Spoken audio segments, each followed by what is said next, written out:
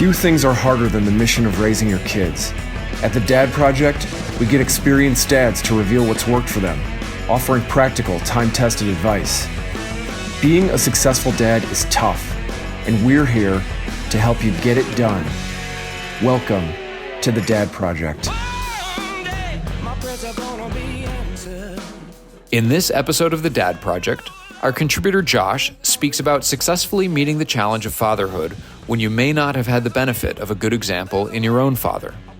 Josh is a law enforcement professional in Southern California. He and his wife have 4 children. Nemo dat quod non habet. The classic film Braveheart centers around the life and heroic death of the famed William Wallace. And yet, as monumental as Wallace's character appears in the film, the actual protagonist in the history of Scotland's fight for independence is Robert I, also known as Robert the Bruce, successor to the most powerful family in Scotland. In the film, Robert struggles with many competing forces as he tries to navigate the freedom of his Scottish homeland under the resentful and yet dependent relationship with England. As he is eventually won over by the charisma and the passion of Wallace, the freedom fighter, Robert begins to distance himself from his father, his lone mentor in the film, and by extension, his father's ideas about self-preservation and the perpetuation of family wealth and power. In the end, the movie has Robert vehemently denounce his father and his father's worldview in exchange for the noble ambition of freeing his people and shedding the repressive yoke of the English. The last 2 encounters in the film between Robert and his leprous hermit father are dramatic and quite compelling, with Robert dropping some pretty amazing lines. After returning from the battlefield where Wallace was betrayed by the nobles, Robert denounces the strategy of acquiescence. Rebuking his father, he shouts, "I don't want to lose heart. I want to believe as he does."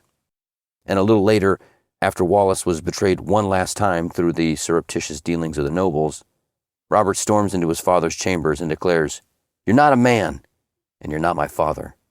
His father, oddly, almost proud to see the anguish in his son's face, tells Robert, "At least you know what it means to hate. Now you're ready to be king." Robert looks back at his father and coldly says as he leaves, "My hate will die with you."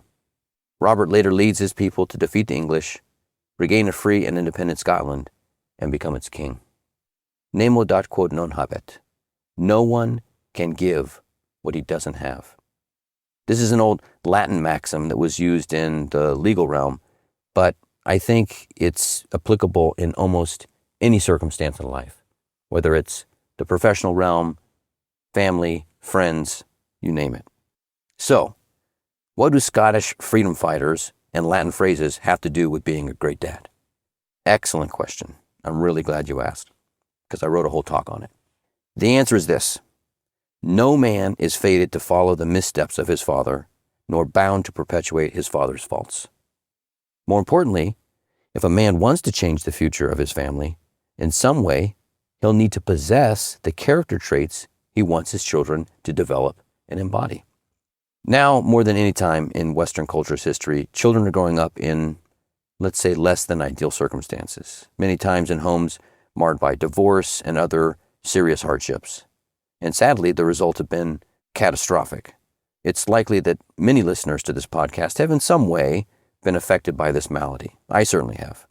But cataloging the damage isn't the aim of this post.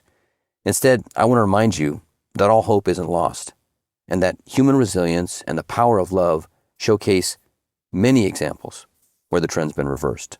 In the next few minutes, I want to share some ideas with you about how we can accelerate the reversal of this dad death spiral and help start our own new legacies of great fathers. First, let's set a baseline for what a picture of a successful dad might look like.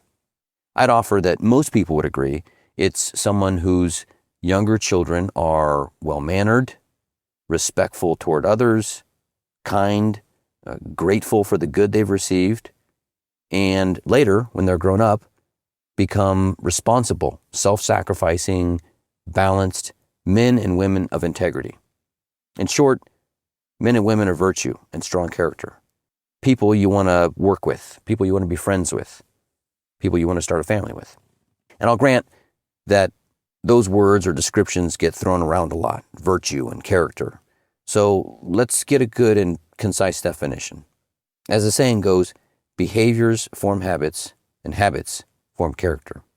So virtues could be defined as habitual, good, or honorable behaviors or traits. We know this almost implicitly, right? What dad would be happy to see their child grow up to be selfish, angry, resentful, unable to maintain healthy relationships, deceitful, and ultimately unhappy? And conversely, which one of us wouldn't be proud if our kids turned out to be self-sacrificing, kind, generous, forgiving, courageous people of integrity and people full of joy?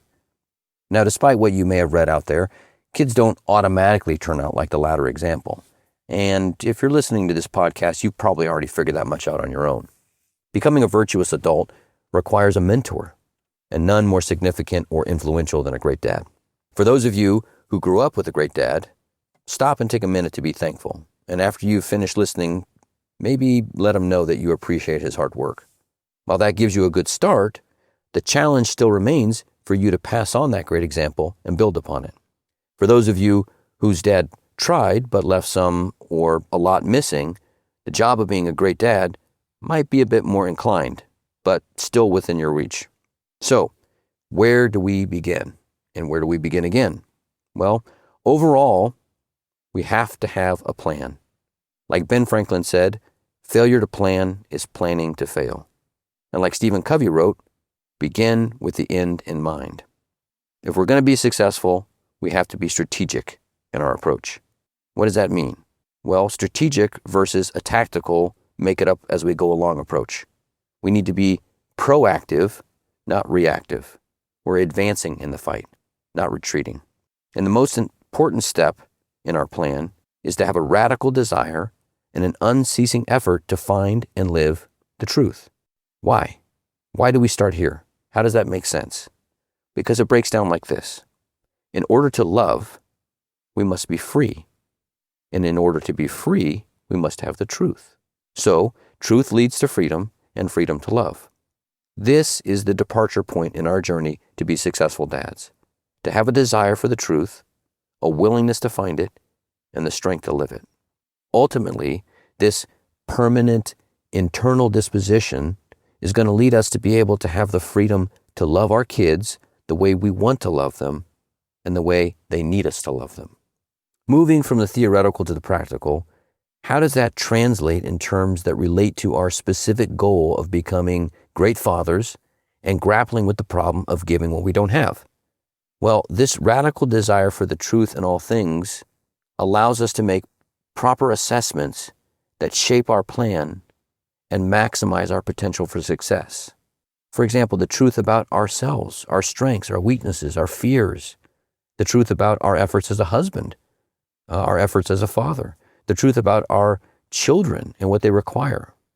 All of that helps in developing both our and our child's character, and that rests upon the truth. And this is going to require us to have savage sincerity in our assessment of where we are and where we need to be. Secondly, we need to regularly make time to contemplate, to mull over, to spend time in serious consideration of what we want our kids to become.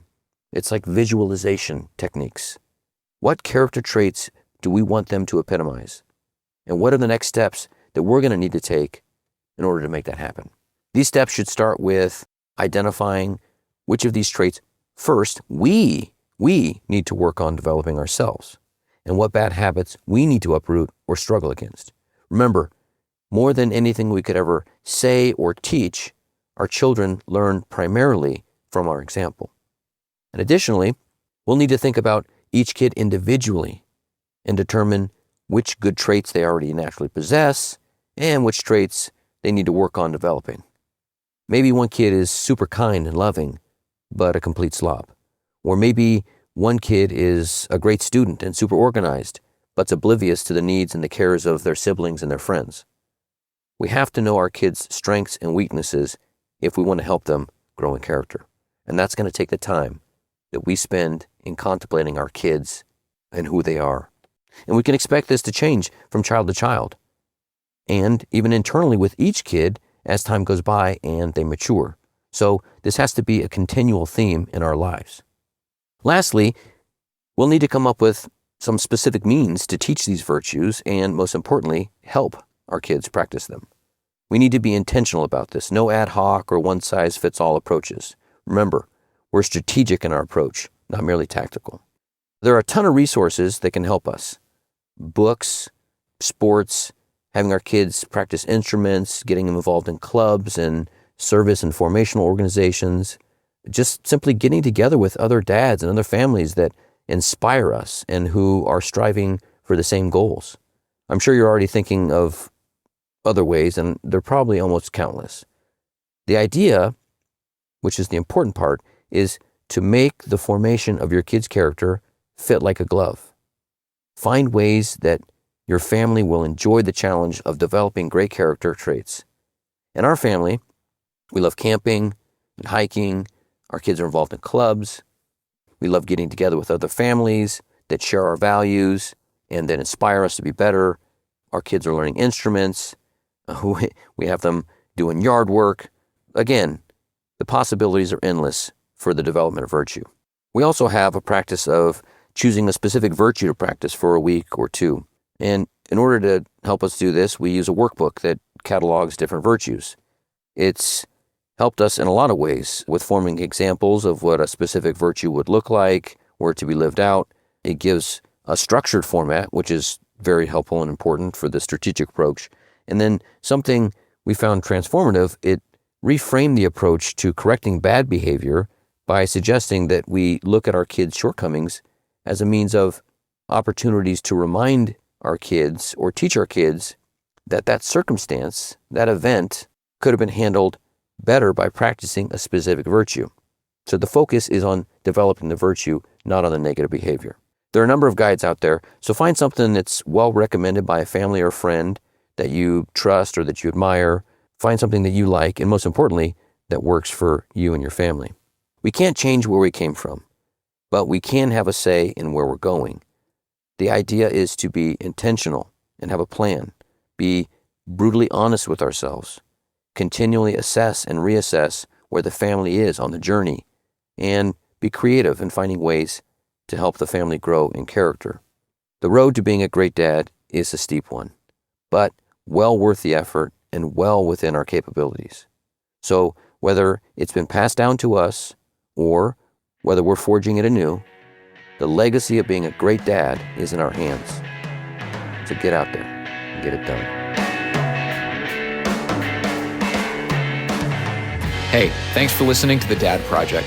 If this talk was valuable to you, please go to our website at thedadprojectpodcast.org and make a voluntary one-time or recurring donation, or use the link in the show description below to help support our operations. Any amount helps. Catch you next time at The Dad Project.